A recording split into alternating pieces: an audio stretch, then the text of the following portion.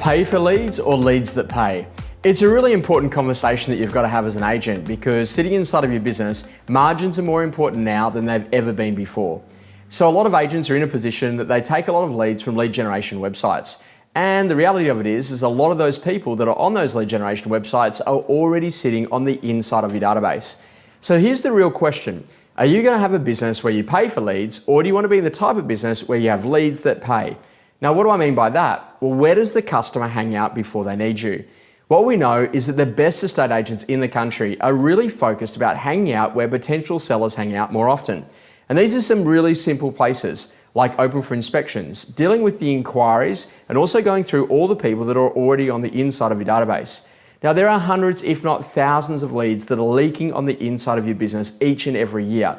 And this is a really big call to make that decision to get clear about where the leakage is and what you can do to fix it.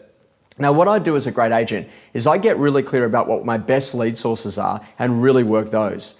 Now, it's impossible for open for inspections to be your major lead source if you're not doing any opens. Or even worse than that, when the market changes and you get less people coming through your open for inspections, then you need to start to find other ways to really build and to generate that business.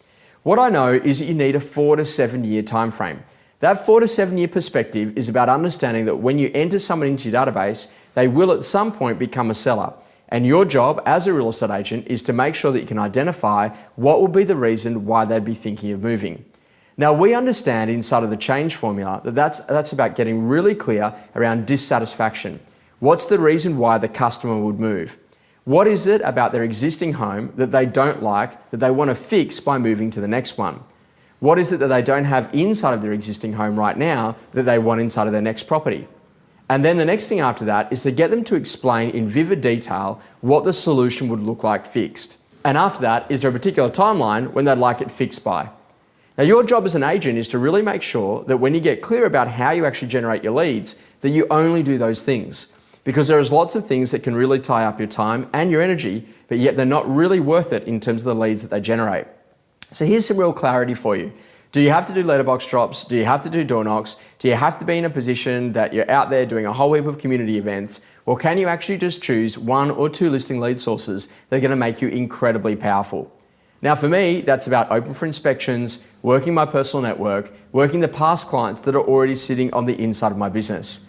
Now, this is a really important part, because what do you actually do in terms of spending money around retention of existing customers?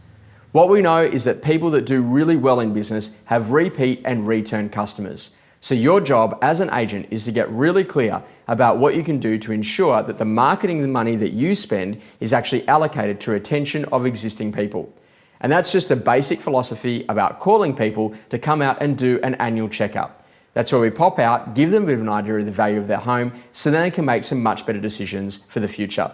Now, if you're not careful, your business gets sucked into losing margins, and that's by paying for leads. And when you lose those margins, you're then in a position that you can't afford the best resources, which actually makes the business skinny, which means you can't employ the best people, you can't have the best coach, you can't have the best resources that you need in order to be able to make a business really thrive.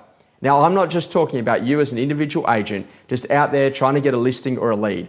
This is about becoming really clear. This is what we do in this business to generate our leads, and these are the things that we don't do. With concentrated effort and real focus, you'll absolutely turn your business on its head and achieve the sort of growth that you're actually capable of. Hope you've enjoyed this week's coaching tip, and I look forward to seeing you next week.